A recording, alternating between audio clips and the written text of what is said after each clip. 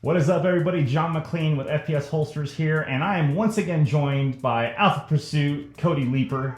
And Cody, we got two badass rifles sitting here in front of us. One's orange and one's blue. So I know they're a little different, but other than that, they kind of look the same. Why don't you go ahead and explain a little bit about what exactly I'm looking at here? All right, cool. So this is the Seekins precision rifles. These are both the NRL Hunter edition rifles. They specifically in the Generation 2 PH2s came orange and gray, and the PH3s are the only ones you can get in blue. So if you see these rifles, they're like these NRL Hunter edition. So what are the same on them? So they both are going to have a 24-inch stainless steel fluted barrel, and then it's going to either be in 6 Creedmoor, 6.5 Creedmoor, or 6.5 PRC available, right? They both have an integrated 20 MOA rail that's going to be on top of that, so you already have some, more adjustment in your scope on there. Nice. And then they're going to come with the upgraded TriggerTech Diamond trigger. So it's upgraded from the TriggerTech Primary and the rest of the lines of Seekins rifles. And so it's a super, super clean break and can go all the way down to 8 ounces. Oh, so wow. for competition setting, rather than a hunting dedicated rifle, you can still crank it back up, but it's very nice to have that super, super light break for a competition setting. And then that's kind of where the similarities split. Okay. All right.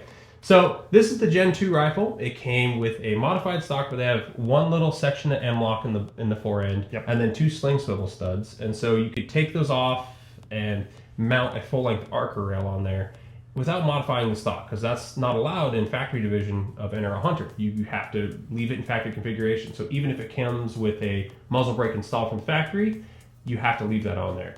And so it can't change the trigger. That's why it comes with an upgraded trigger.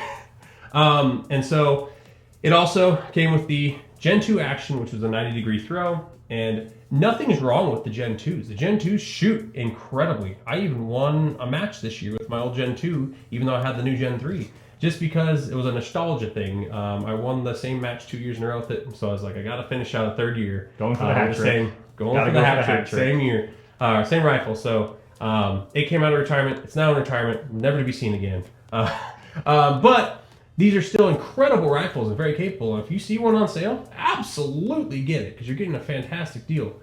But if you really want the new upgraded shiny fancy thing, the PH3s are super incredible. So what they did with the entire line is they changed the stocks on them. So all rifles in the PH3 line, not just the NRL Hunter edition, come with an adjustable cheek piece, toolless adjustable cheek piece. You just use a tool or something to poke deeper and change that. You move it up and down, get a proper cheek weld for your whatever height scope you want to run. And then they come with an integrated M-lock section all the way up the forearm, so it's easier to add arc rails or Picatinny rails or whatever you need for competition or hunting or what have you, right? So now you don't have to remove the rifle studs and then you just... Nope, plug and play, M-lock, you just turn a couple screws. That's right. Nice.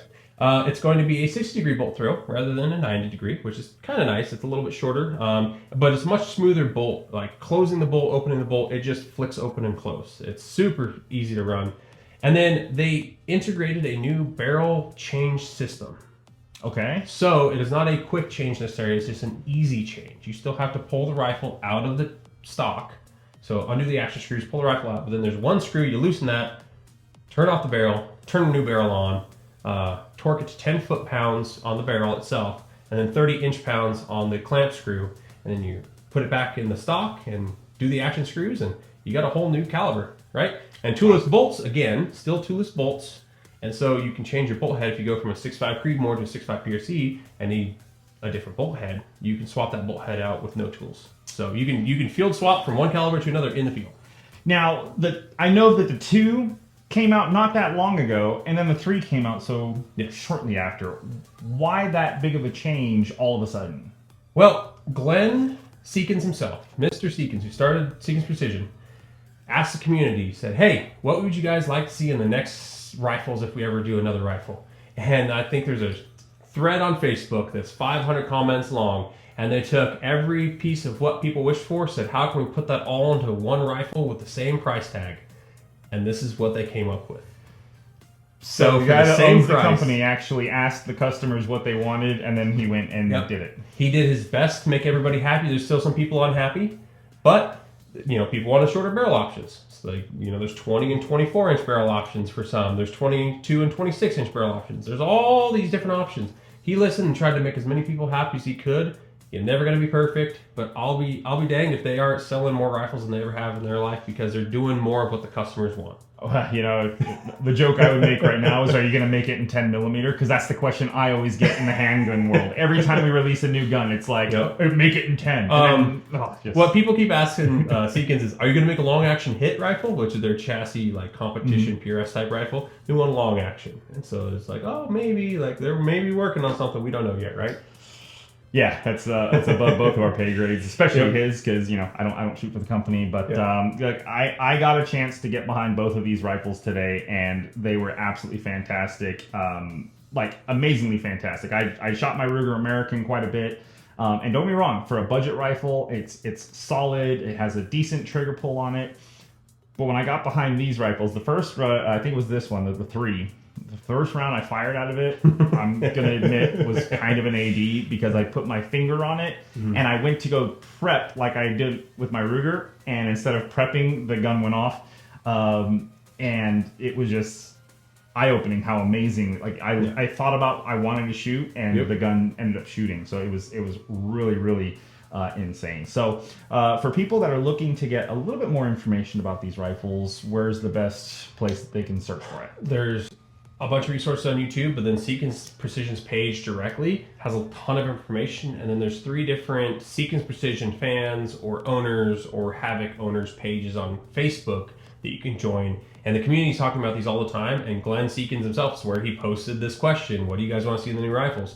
He's actively engaged in the community. They have questions, comments, concerns. People are there to provide those answers for you.